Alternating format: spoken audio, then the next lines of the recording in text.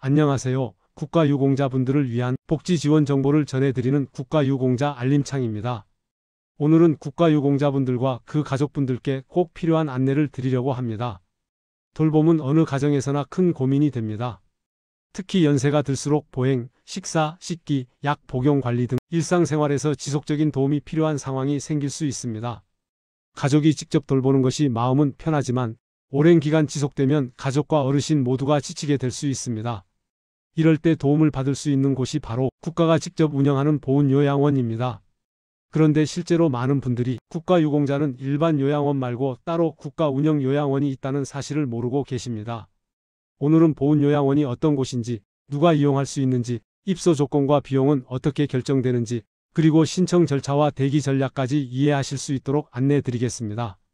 1. 보훈요양원은 어떤 곳인가? 보훈요양원은 국가유공자분들의 치료, 돌봄, 일상 회복을 돕기 위해 운영되는 공공장기요양시설입니다. 운영 주체는 국가보훈부 산하보훈복지의료공단입니다. 즉, 사설이 아닌 국가 운영기관입니다.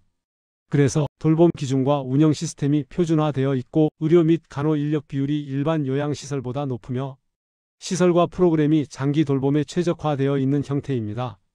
보훈요양원에서는 의사, 간호사, 요양보호사, 재활치료사가 함께 팀을 이루어 걷기 균형 유지 운동, 낙상 예방 체조, 인지기능 자극 활동, 정서 교류 프로그램 등 어르신의 상태에 맞춘 개별 케어 계획을 지속적으로 제공합니다. 이 어디에 있나요? 운영지역 안내. 현재 보훈요양원은 수원, 대전, 광주, 대구, 김해, 남양주, 원주, 전주 등 여러 지역에서 운영되고 있습니다. 다만 시설 신설 확대 전환은 예산 및 행정 절차에 따라 변동 가능합니다. 운영 규모와 병상 상황은 시기마다 달라질 수 있습니다. 입소를 희망하시는 지역의 보훈요양원에 직접 문의하시면 가장 정확한 현황을 안내받으실 수 있습니다. 3. 누가 입소할 수 있을까?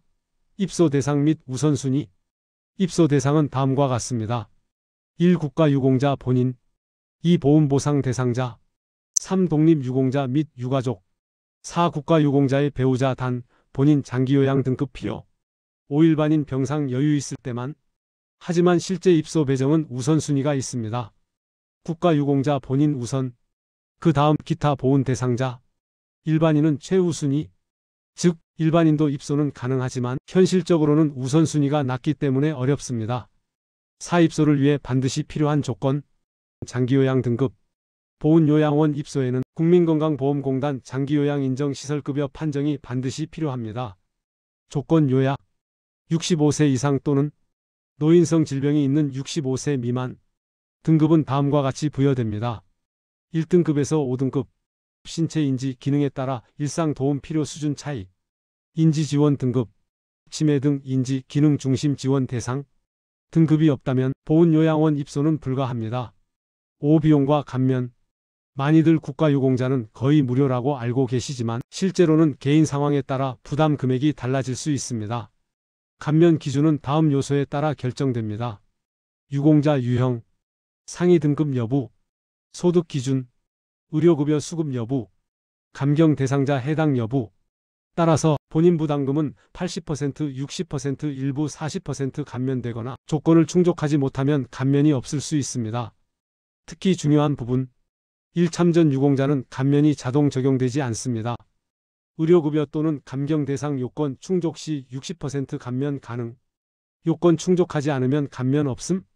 2. 참전 유공자 배우자는 감면 대상에서 제외되는 규정이 있습니다. 3. 다음 항목은 감면되지 않습니다.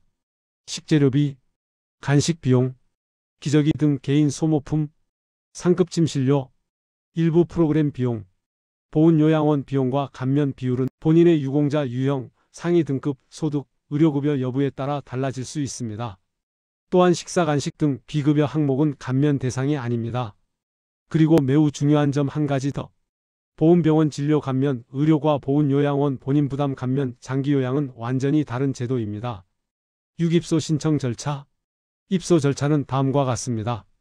1. 국민건강보험공단에서 장기요양시설급여 등급 판정 받기. 2. 입소 희망 보훈요양원에 직접 입소 신청하기. 3. 요양원 내 운영심의 및 대기 등록. 4. 순서 도래시 개별 연락. 보훈지청은 신청 창구가 아니라 자격 확인과 상담을 돕는 기관입니다. 입소 신청 주체는 보훈요양원, 보훈지청은 대상자 확인 및 상담 지원. 7. 대기기간이 걱정될 때 가장 현실적인 방법. 대기기간은 시설과 시기마다 다릅니다. 따라서 가장 현실적인 전략은 다음과 같습니다. 입소 희망 지역을 두세 곳 동시에 대기 등록하기. 대기 등록을 여러 곳 해도 불이익 없음. 관리 방식만 잘 유지하면 됨. 이렇게 하면 예상보다 입소 가능 시점이 앞당겨지는 경우가 있습니다. 8. 한 가지 상황을 살펴보면 70대 박 어르신은 국가유공자로 등록되어 계셨습니다.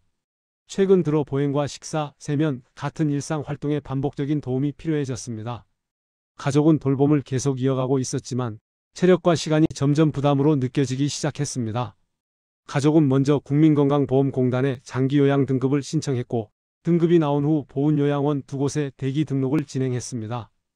몇 달 뒤 대기 순서 안내를 받고 박 어르신은 보훈요양원에 입소했습니다.